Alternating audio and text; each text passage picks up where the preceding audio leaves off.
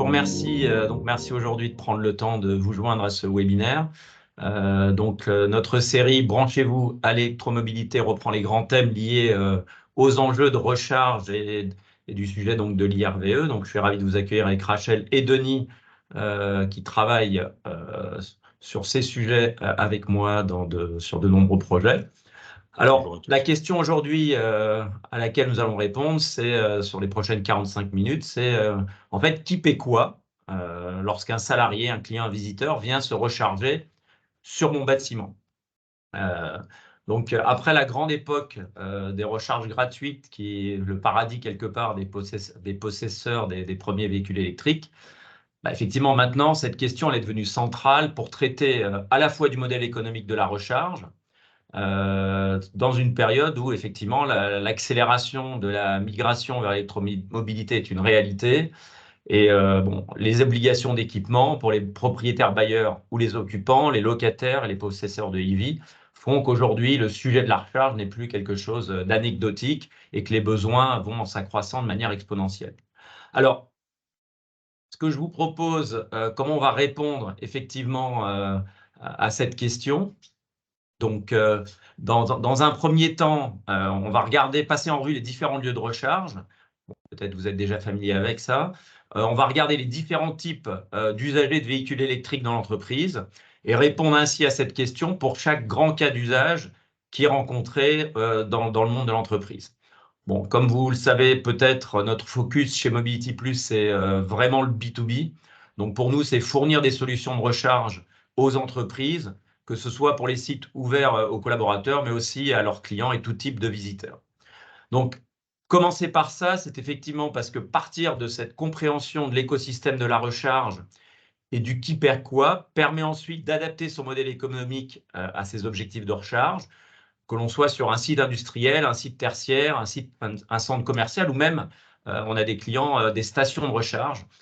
Donc, cette partie modèle économique fera l'objet d'un autre webinaire à venir, mais en tout cas, ce qu'on va voir aujourd'hui est essentiel pour justement travailler sur son modèle économique. Alors, tout d'abord, on va passer en revue les différents lieux de recharge. Le premier sujet qui est important à creuser, c'est effectivement tout d'abord où peut-on se charger. Donc, il y a 3 grands lieux où l'on se recharge avec son véhicule électrique quand on est en entreprise. Donc, le premier lieu, c'est effectivement le parking de l'entreprise. Donc, c'est évidemment un lieu de recharge très pertinent. Bon, surtout pour les citadins en appartement qui n'ont pas accès à la recharge facilement dans la rue, dans leur parking en appartement. Et aussi, ce qui est intéressant, c'est qu'on bénéficie souvent du fait qu'en général, on y passe plusieurs heures, des fois de 2 heures jusqu'à même toute une journée, ce qui permet de recharger plusieurs dizaines de kilowattheures en une seule charge. Alors, à l'autre bout de la chaîne, il y a évidemment le domicile. Alors, c'est un sujet assez effectivement complexe quand on est en copropriété, beaucoup plus facile quand on est en maison individuelle. Et donc, c'est celui du collaborateur quand on se place du point de vue de l'entreprise. Donc, la nuit, le week-end, effectivement, à la maison, c'est particulièrement propice à la recharge, avec souvent des tarifs moins élevés et des durées longues où le véhicule peut se recharger pendant ces périodes, que ce soit la nuit ou pendant le week-end. Donc, entre ces deux extrêmes, on le verra après, qui sont 2 points importants à maîtriser pour son véhicule électrique. Entre les deux, évidemment, on trouve la recharge, ce qu'on appelle en itinérance, principalement construite aujourd'hui autour de recharges rapides qui permettent de recharger plusieurs centaines de kilomètres en 15 à 60 minutes. On a aussi évidemment un certain nombre de recharges, ce qu'on appelle la recharge à destination, comme quand on va au cinéma, dans les golfs, les hôtels, les campings, qui ressemblent fortement à la recharge en itinérance, mais souvent avec des cas d'usage spécifiques qui sont liés à la durée du séjour sur la place de parking. Donc, on pourra parler dans le détail de ces sujets-là, si vous voulez me contacter après le webinaire, si vous avez des questions spécifiques, parce qu'évidemment, chaque type d'actif, on va dire chaque type d'usage, peut faire l'objet, en tout cas, d'une définition on va dire, de facturation et de fonctionnement qui peut être différent en fonction de l'architecture entre qui possède le terrain, qui possède l'actif, qui exploite. Et donc, on rentre dans des sujets, mais qui, quelque part, avec ce qu'on va voir aujourd'hui, permettent de mieux comprendre comment on peut articuler son modèle à partir des cas d'usage qu'on va voir aujourd'hui. Alors, pourquoi effectivement différencier ces trois sujets? Parce qu'en fait, à chaque cas d'usage qu'on présente ici, on a des acteurs différents quant aux fournisseurs de la borne, de l'énergie, mais même au niveau, on le verra tout à l'heure, des schémas transactionnels et financiers qui sont différents. Alors, d'autre part, il y a effectivement deux endroits où l'entreprise peut être en maîtrise de la recharge et de ses coûts. C'est sur ses propres parkings équipés de bornes de recharge. Et puis, au domicile du salarié, si on équipe le salarié avec une voiture de fonction ou de service, avec une borne à domicile. Et le coût de la recharge, aujourd'hui, il a effectivement un impact direct sur le calcul du TCO du véhicule. Et avec des véhicules électriques qui sont souvent beaucoup plus chers à l'achat que le véhicule thermique, la maîtrise du coût de recharge est un élément critique pour avoir un TCO au final qui est compétitif entre le véhicule électrique et le véhicule thermique quand on bascule sa flotte. Et donc, il faut absolument maîtriser ces coûts de recharge. Alors, effectivement, on va voir aussi qu'au-delà de ces trois endroits, il y a la notion de quel type de véhicule on utilise. Donc, effectivement, dans ce cas-là, il y a deux catégories. Ça va dépendre évidemment du point de vue de l'entreprise.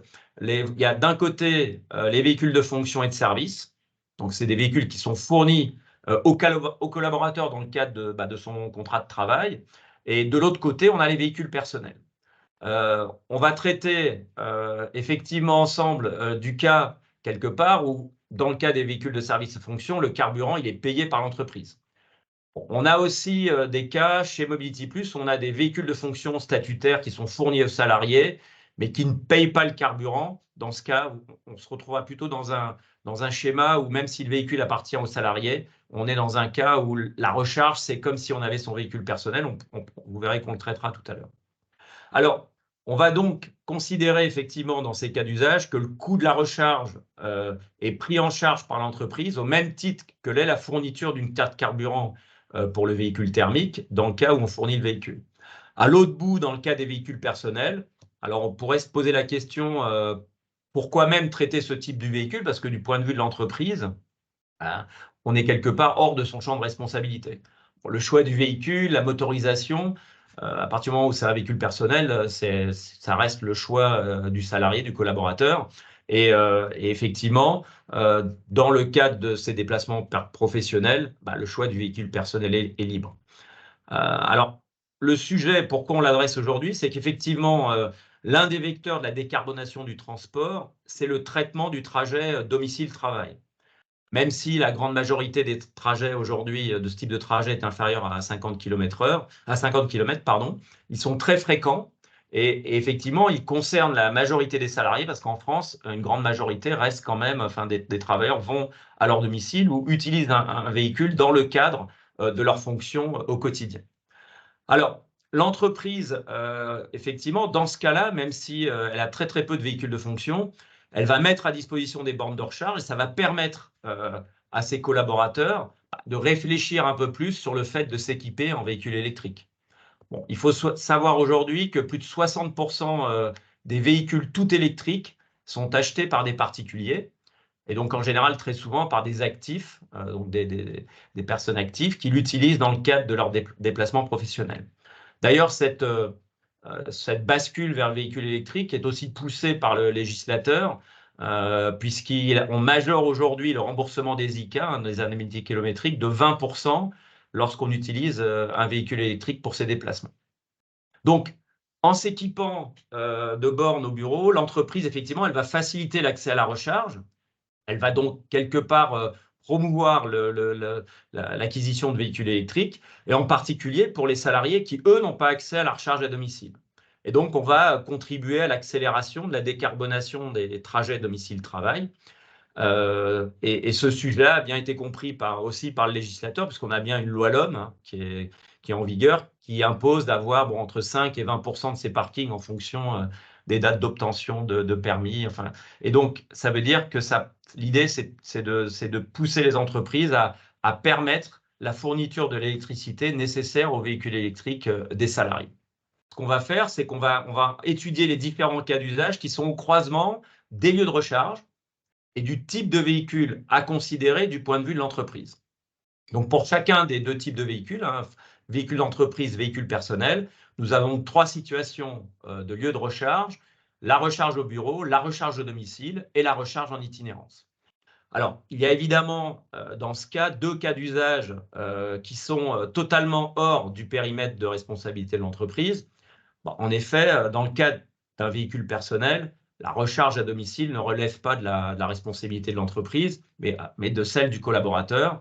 Et donc, l'entreprise n'a pas à se préoccuper des coûts de recharge et de qui paye quoi sur ces sujets, puisqu'a priori, ensuite, les indemnités kilométriques sont facturées. C'est la même chose dans le cas de la recharge en itinérance sur le réseau public. C'est de la responsabilité, effectivement, du collaborateur.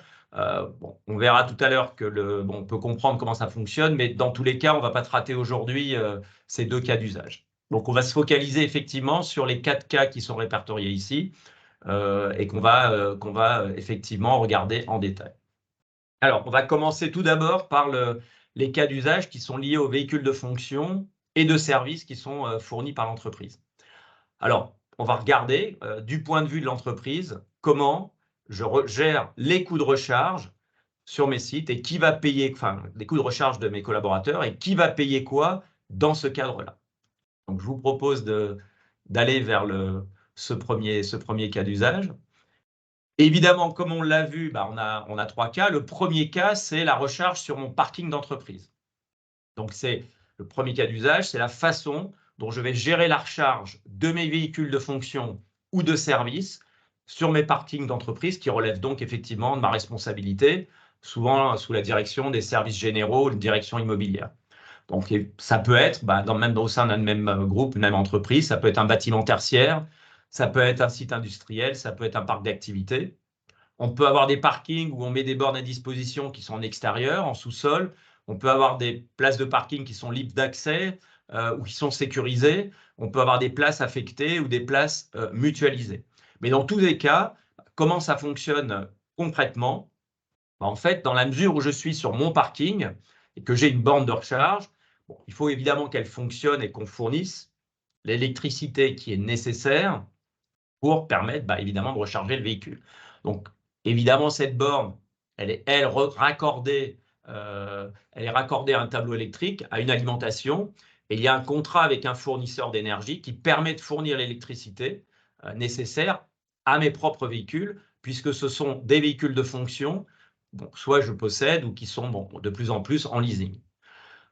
Donc, quelque part, on est dans un écosystème fermé, c'est-à-dire que la borne de recharge, l'électricité et les véhicules m'appartiennent. Et donc, évidemment, il n'y a pas de flux financier transactionnel à mettre en jeu dans ce cadre-là, puisqu'effectivement, on se retrouve dans des véhicules qui m'appartiennent. Et donc, le collaborateur qui a un véhicule de fonction ne va pas payer la recharge, puisque je mets la recharge à disposition au même titre que le véhicule. Alors, comment ça fonctionne pratiquement? L'entreprise, au travers d'une carte RFID, alors ça peut être aussi, en général une carte dédiée, mais on peut aussi combiner le badge d'entreprise avec la même technologie pour avoir un badge unique. Donc, l'entreprise fournit une carte d'accès au réseau de recharge et grâce à cette carte, on va identifier son possesseur et donc le conducteur du véhicule, vérifier son droit d'accès, déverrouiller la charge et donc donner ainsi accès à la recharge pour permettre au collaborateur de recharger son véhicule. Et cette recharge ne donne pas lieu à une transaction financière entre le propriétaire de la carte et l'entreprise, puisque, a priori, l'électricité est payée par l'entreprise et puis le véhicule appartient à l'entreprise. Alors, question effectivement, qui gère ces accès? En fait, c'est notre rôle d'opérateur de réseau de bornes de recharge, c'est ce qu'on appelle alors c'est le jargon que vous entendrez sûrement dans le cadre de vos projets, c'est le mot CPO, c'est un acronyme pour les termes anglais de Charge Point Operator, et c'est ce rôle-là qui permet d'assurer cette fluidité. Donc, l'utilité de l'opérateur, c'est effectivement de proposer un service de maintien en condition opérationnelle, et c'est des bornes qui sont connectées. Il faut donc gérer les cartes d'accès, les accès aux bornes, comptabiliser, historiser les détails des sessions de charge. Et ça, on le fait au travers d'une plateforme de collecte des données et d'un logiciel de supervision. Je vous montrerai un exemple tout à l'heure. Et cela permet de fournir les reportings de consommation. Alors, ces reportings, ils sont utiles tout d'abord pour intégrer les coûts de recharge, les kilowattheures consommés dans le calcul du TCO, même si ce n'est pas refacturé aux collaborateurs. L'entreprise a besoin de savoir combien de kilowatts ça la coûte, au même titre qu'elle suit les consommations des moteurs thermiques au travers des cartes essence. Donc, ça peut être fait en intégrant ces données dans un logiciel de gestion de flotte ou via des tableaux de bord Excel. Et ça permet aussi d'avoir un coût complet sur la durée de vie du véhicule et d'estimer les coûts qui sont liés à la bascule du véhicule thermique vers l'électrique et d'avoir aussi accès à la mesure des économies de CO2 qui sont de plus en plus demandées dans les reportings RSE. Alors, un autre point particulier, c'est que c'est aussi utile pour suivre de plus près la recharge effective des véhicules de type PHEV, donc les hybrides rechargeables.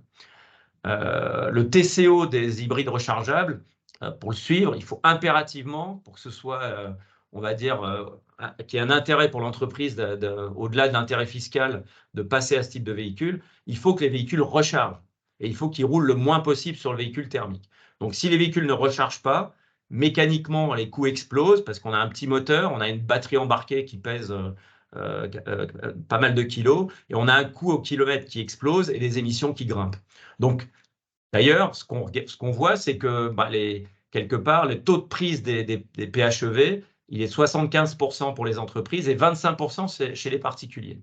Donc, les particuliers ont bien compris que le PHEV n'est pas nécessairement une bonne affaire en termes de coût complet si on compte l'énergie, enfin, en tout cas, les deux technologies embarquées. Et d'ailleurs, la nouvelle loi de finances 2024, je pense que c'est intéressant de s'y pencher si vous avez des projets en cours, va imposer une bascule accélérée vers les véhicules, ce qu'on appelle à très faible émission, plutôt que les véhicules à faible émission. Donc, les full électriques, ils vont vraiment pousser la bascule vers le full électrique avec des pénalités assez importantes à la clé. Donc, en cette phase de transition entre thermique et électrique, le reporting, même s'il n'y a pas de transactions financières, ce reporting, ça permet aussi de calculer les taux d'utilisation des bornes qu'on installe. L'entreprise va devoir financer ces installations, les IRVE, les infrastructures de recharge pour véhicules électriques. Et il va falloir prendre des décisions parce que le taux d'équipement, on va pas équiper les besoins pour dans 10 ans. Donc, on a en général une approche phasée qui permet de phaser les investissements. Et donc, ça veut dire qu'il faut aussi suivre le taux d'utilisation de ces bornes pour ne pas avoir à surinvestir à un moment où on n'a pas encore énormément de véhicules qui se rechargent. Donc, suivre les sessions de charge, suivre les usages des utilisateurs, ça permet de bien comprendre les dynamiques de charge sur ces parkings. Et même sans transaction financière, ce suivi est indispensable. Alors, on vient de voir comment on gère la recharge sur les parkings d'entreprise. Ce que j'ai pas traité dans ce cas d'usage, parce qu'il est un peu plus effectivement complexe, et c'est le cas d'usage où la borne, elle est fournie par le propriétaire du bâtiment, et où donc l'entreprise locataire va payer ce service d'accès à la recharge. Alors, il y a plusieurs modèles. Ça peut être au travers de l'accroissement du prix de la location de la place de parking qui est équipée d'une borne. Ça peut être de la réintégration de tout ou partie des investissements nécessaires dans des charges communes ou des charges particulières de l'immeuble. Dans ces cas-là, il y a de nombreux modèles pertinents qui existent pour à la fois assurer un service de qualité, mais en même temps avoir une équation économique qui est positive pour l'ensemble des parties concernées, c'est-à-dire à la fois pour le propriétaire qui va assumer l'investissement, pour le locataire de l'immeuble entreprise, donc qui va lui bénéficier du service, et aussi au final pour l'utilisateur du véhicule électrique. Et donc, pour ces questions spécifiques, ces modèles-là, vous pouvez me contacter après le webinaire. On peut apporter pas mal de réponses sur différents modèles que vous pouvez utiliser, qui sont à votre disposition pour quelque part atteindre, nous, ce qu'on appelle, c'est vos objectifs d'équipement. Donc, ce qui est important à noter, c'est que quand on équipe ces sites, qu'on soit propriétaire, locataire, on a besoin d'avoir des objectifs clairs en matière d'équipement. Si je suis un centre commercial, je n'ai pas nécessairement les mêmes objectifs d'équipement. Et on l'a vu que si on regarde les grandes chaînes, elles n'ont pas nécessairement les mêmes stratégies de mise à disposition de bornes parce qu'elles ont des objectifs d'équipement qui ne sont pas les mêmes. Quand je suis en ce qu'on appelle, on en parlait tout à l'heure, en destination charging, les lieux où on se recharge à destination, on peut, si je suis un hôtel, mettre en place un modèle qui est très attractif pour mes visiteurs et je ne cherche pas nécessairement à valoriser ou en tout cas à avoir un retour sur investissement sur mes bornes. Je suis avant tout là pour fournir un service et en faire un facteur d'attractivité pour des gens qui ont besoin de se recharger la nuit quand ils voyagent. Donc, les objectifs, on a déjà fait un webinaire sur le sujet, mais en tout cas, réfléchir à ces objectifs d'équipement, c'est indispensable. Alors, ce que je vous propose maintenant, c'est de regarder la recharge à domicile pour les véhicules de fonction. Donc, lorsque l'entreprise fournit des véhicules de fonction à ses salariés, ce que nous, on recommande fortement pour regarder et toucher quasiment tous les modèles, c'est de fournir les bornes de recharge au domicile des collaborateurs. Ça veut dire pas d'avantage en nature, ça veut dire récupération de la TVA, ça veut dire pas mal de choses, ça veut dire aussi le fait d'assumer une unicité de produit sur l'ensemble de son parc. Donc, il y a beaucoup de bonnes raisons pour le faire.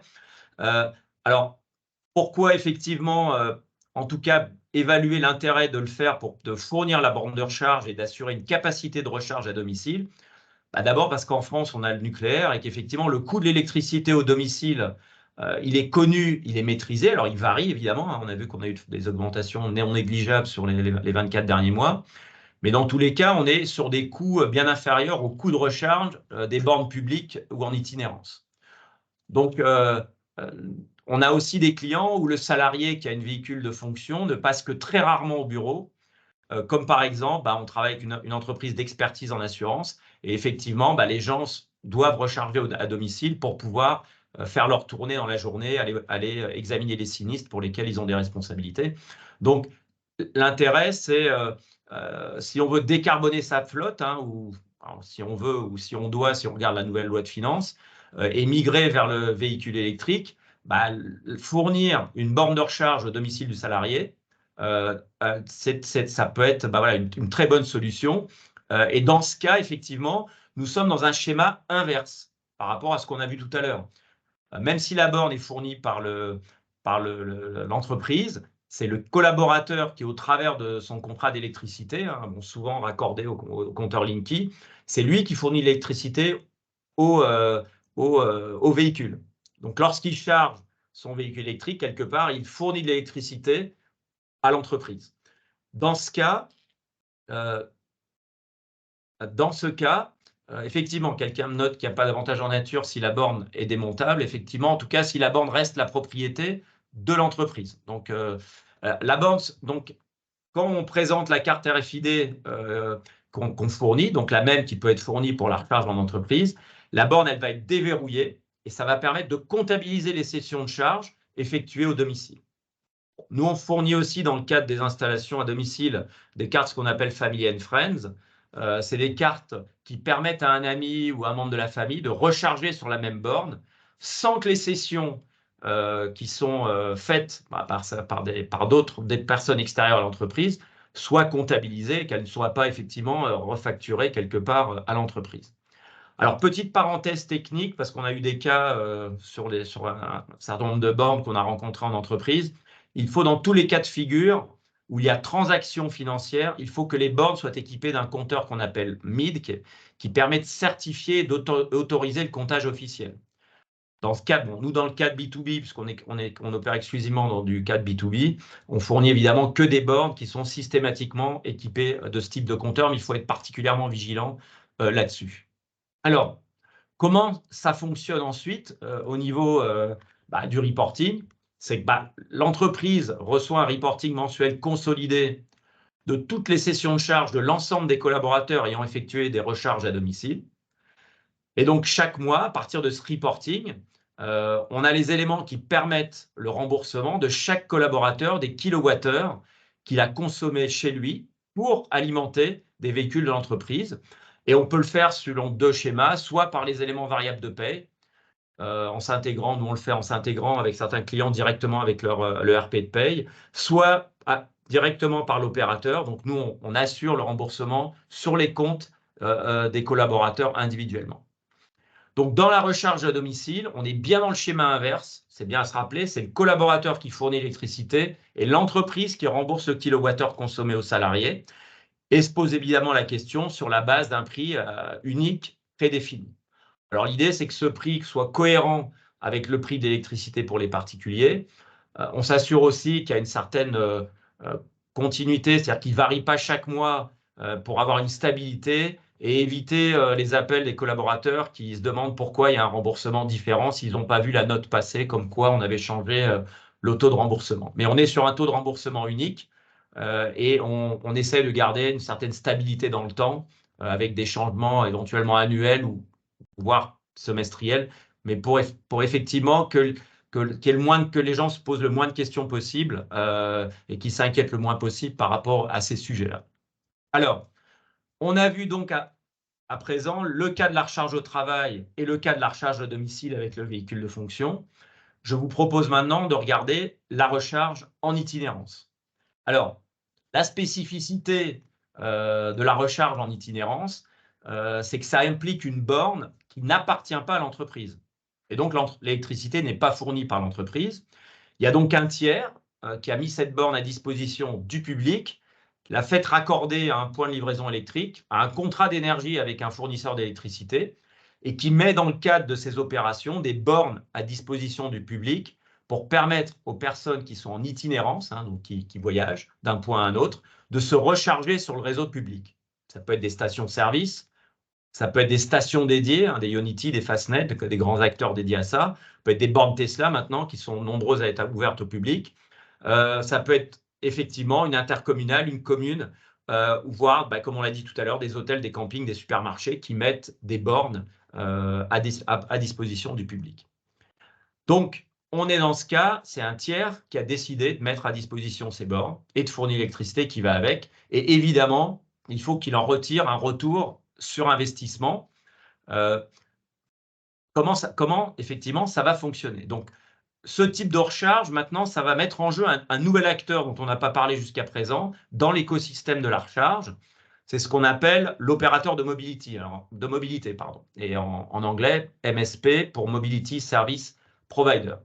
Alors, il y a des opérateurs qui sont dédiés, par exemple ChargeMark qui est très connu, qui fournit des cartes et des applications. Il y a des opérateurs de bornes comme nous qui fournissent aussi ce type de cartes. Et ces cartes permettent de s'interopérer avec les bornes publiques. Donc, au moment où je badge avec ma carte sur la borne, l'opérateur de la borne va reconnaître au travers de l'interopérabilité que cette carte avait bien un titulaire et qu'il sera bien payé. Il va alors ouvrir ma session de charge et c'est pour cette raison qu'on assimile quelque part ces cartes à des cartes de paiement. Alors, dans le cas des véhicules de fonction, l'entreprise, en général, va fournir à ses collaborateurs une carte MSP au même titre qu'une carte carburant. Donc, cette carte, elle va être identifiée par son code unique. Elle va libérer l'accès à la borne et l'opérateur de mobilité va payer le propriétaire de la borne et facturer l'entreprise. Alors, pour vous donner un petit schéma qui permet de bien comprendre de manière simple comment ça fonctionne, alors même si sur le schéma, il y a un certain nombre d'acteurs en jeu, on a vu que c'est en fait cette interopérabilité entre CPO, donc l'opérateur de réseau de borne, et le MSP, l'opérateur de mobilité de l'autre côté, c'est au cœur de l'écosystème de la recharge du véhicule électrique, et c'est cette interopérabilité qui est critique pour assurer la continuité de recharge. Donc c'est l'opérateur de borne, donc le CPO, qui opère le réseau de borne pour le compte d'un propriétaire, qui fournit le kilowattheure à un conducteur. Il va ouvrir la session de charge parce qu'il va reconnaître le conducteur qui a connecté son véhicule et a bien un contrat avec un opérateur de mobilité avec qui l'opérateur de réseau est lui interopéré. En France, on a des grands acteurs de l'interopérabilité, comme JREV, qui permettent à tous les acteurs de l'ensemble du réseau français de s'interopérer et aussi d'assurer la continuité de la recharge, c'est-à-dire d'éviter la panne sèche. Bon, à fin novembre, il faut savoir qu'on a plus de 120 000 bornes déployées sur le réseau public en France et 99% des aires d'autoroute en sont équipées et les efforts se poursuivent. Donc, dans ce cadre, effectivement, on met en jeu deux acteurs qui ont pour charge de s'assurer que d'un côté, on fournit bien l'électricité à des gens qui sont habilités à la recevoir, pour la raison simple, c'est que cette électricité, quelque part, elle est payée par un tiers, donc l'opérateur de mobilité, et à ceux qui mettent à disposition ces bornes. Alors, dans notre cas, nous, on assure ces deux services en tant qu'opérateur de réseau de bornes et opérateur de mobilité. Et puis, il y a des acteurs qui ont décidé d'être soit coopérateur de bornes ou opérateur de mobilité. Par exemple, ChargeMap n'est pas un opérateur de réseau de bornes. Alors, il est clair que cet écosystème, bon, il prend un peu de temps à comprendre. Bon, il met en jeu donc une multitude d'acteurs impliqués sur des dizaines de millions de transactions croisées. Il est réellement complexe techniquement. C'est pour ça que fréquemment, on peut avoir des cas où ah tiens, ça ne fonctionne pas. On a eu récemment un cas chez un client où une personne avait la carte d'un constructeur, mais la carte qui avait été fournie par le constructeur au conducteur, donc au salarié, qui avait son propre véhicule personnel, bah, dans ce cadre-là, la carte ne fonctionnait que dans les points Nissan, enfin, je ne pourrais pas le nommer, et donc n'avait pas ouvert l'interopérabilité avec les autres réseaux. Donc, on a fait une intervention pour s'assurer que l'interopérabilité. Donc, c'est un écosystème on va dire, en évolution constante. Techniquement, il y a de plus en plus on va dire, de fonctionnalités, de cas d'usage qui sont traités pour permettre justement de traiter l'ensemble des sujets de l'interopérabilité. Et donc, de plus en plus, nous faisons évoluer nos plateformes et l'expérience utilisateur, elle est de plus en plus fluide parce qu'au final, il faut, du côté de l'utilisateur, il faut que ce soit simple. Donc, il suffit de considérer cette carte de recharge quelque part comme une carte de paiement. Et en fait, elle donne accès au réseau de bornes, au même titre public, donc qui sont mises à disposition du public, qu'une carte bleue donne accès à un réseau de commerçants. Et c'est cette carte MSP qui donne l'accès à l'ensemble des opérateurs de bornes qui ont mis à disposition des bornes au public et qui se sont interopérés. Donc, on a traité quelque part les trois cas. On a vu comment j'assure la recharge pour mes véhicules de fonction ou de service, ou même en autopartage, au bureau, au domicile et en itinérance. Je vous propose d'adresser le dernier sujet qui est celui des véhicules personnels. Alors, le cas d'usage des véhicules personnels, c'est pourquoi s'en soucier. Bon, à partir du moment où je mets des bornes sur les parkings d'entreprise, il y a intérêt à les rendre disponibles aux collaborateurs qui ont leur propre véhicule. D'abord, je mutualise mes investissements, ça facilite la vie du collaborateur, j'offre un service et je donne envie de basculer vers le véhicule électrique. Par ailleurs, on a certains collaborateurs, comme on l'a dit tout à l'heure, qui n'ont pas accès à une borne de recharge, donc profiter de ce service pour les déplacements au bureau, ça a un réel intérêt. Bon, il fut un temps où ce qu'on appelait le plug and charge dominait, c'est-à-dire je viens, je branche, je me charge, tout était gratuit et très peu de véhicules circulaient et étaient même disponibles d'ailleurs chez les constructeurs. Bon, aujourd'hui, la bascule vers la recharge payante s'impose partout peu à peu, effectivement. Bon, l'arrivée exponentielle des véhicules électriques dans les catalogues constructeurs. De l'autre côté, on a une part de marché dans les véhicules neufs qui aujourd'hui est de plus de 25% en France, avec, comme on l'a dit tout à l'heure, plus de 60% des achats de VE, de full électrique, c'est des véhicules personnels. Il y a l'augmentation du prix de l'énergie, il y a la multiplication du nombre de bornes qui fait que le coût associé à la recharge mise à disposition devient non négligeable.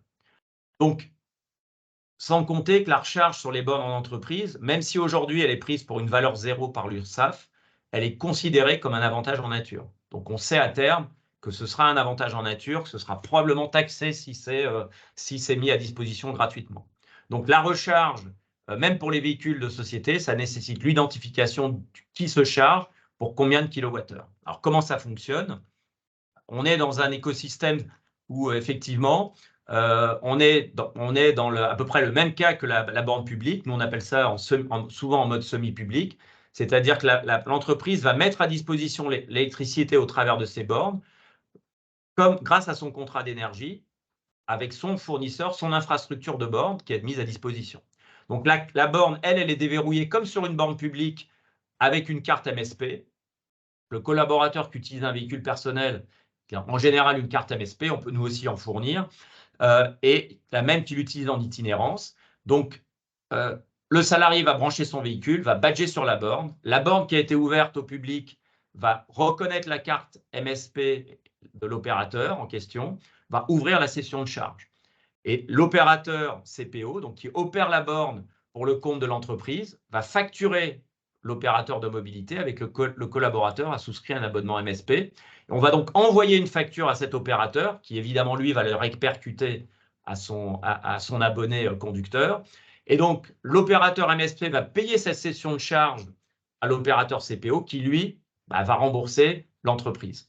Donc, clairement, on est dans un schéma qui peut paraître complexe, mais en fait, avec nos ERP, on fait ça de manière automatisée.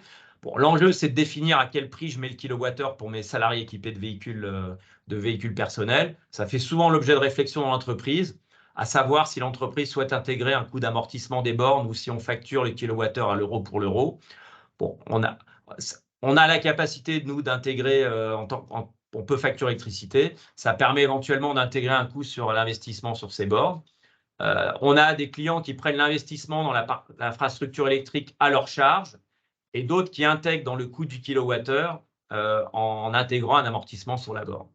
Donc, en fait, les entreprises ont totale liberté par rapport à ça, mais il faut que ça reste compétitif. Il faut donner envie aux gens d'accéder au réseau de bornes et il faut que les collaborateurs profitent d'un service qui est effectivement moins cher et qu'ils aient intérêt à se recharger sur le lieu de travail.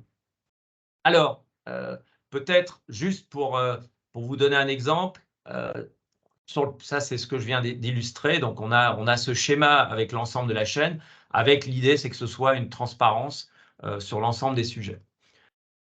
On a aussi un exemple ici, vous voyez des sessions de charge. Donc, vous voyez par exemple que on a une liste blanche ici, c'est les bornes, c'est un véhicule de société. Cette liste blanche, c'est les sessions de charge qui sont sur le réseau de l'entreprise qui ne donnent pas lieu à remboursement ou à transaction financière. Et là, vous voyez que la personne s'est chargée sur PowerDot et sur Lidl, vous voyez, avec des prix très différents par rapport au kilowattheure délivré. Donc, l'intérêt de la plateforme et du superviseur, c'est de collecter toutes ces informations de charge, de les agréger et de les rendre disponibles aux gestionnaires de flotte, aux gestionnaires immobiliers, pour permettre de prendre ensuite des décisions, de comprendre et d'assurer les transactions financières qui vont derrière. Donc, si je fais une synthèse effectivement rapide des cas d'usage, on aura un peu de temps pour quelques minutes pour poser les questions. Donc, on a vu 4 cas d'usage, 3 lieux de recharge. Pour le véhicule de fonction service, c'est en général l'entreprise qui paye la recharge. Si le véhicule se recharge au bureau, il n'y a pas de transaction financière. Lorsque ce même véhicule se recharge de domicile du collaborateur, c'est l'entreprise qui rembourse le collaborateur. Et si la recharge a lieu en itinérance, il faut rembourser le propriétaire de la borne qui met à disposition cette électricité. Et ce flux passe par un abonnement MSP qui assure l'interopérabilité des systèmes avec le CPO. Donc, ces 3 cas sont couverts par les différentes cartes d'accès. Et en fait, lors de la recharge à la maison ou au bureau, qui n'ont pas besoin d'être ouvertes au public, on utilise en général une carte RFID simple qui n'a pas nécessairement d'abonnement avec. Par contre, si on est à recharge en itinérance, dans ce cas, il faut absolument une carte avec un abonnement parce que c'est ça qui donne accès à l'interopérabilité et des coûts transactionnels qui vont avec. Quand c'est le véhicule personnel, le dernier cas, on l'a vu, c'est le collaborateur qui recharge son véhicule sur le lieu de travail, va payer les kilowattheures consommés. Alors aujourd'hui, il y a encore des entreprises qui font payer 0, mais qui a un prix déterminé par l'entreprise. Et ensuite, on le fait soit par les éléments variables de paye avec une ligne de déduction de kilowattheures quelque part fournie, soit au travers de transferts de fichiers de data, soit par la carte MXP que le collaborateur a souscrit auprès d'un opérateur de mobilité. Voilà, je vous remercie. J'espère que c'était pas trop complexe, mais le système, effectivement, est complexe. On est à votre disposition pour creuser vos propres cas d'usage.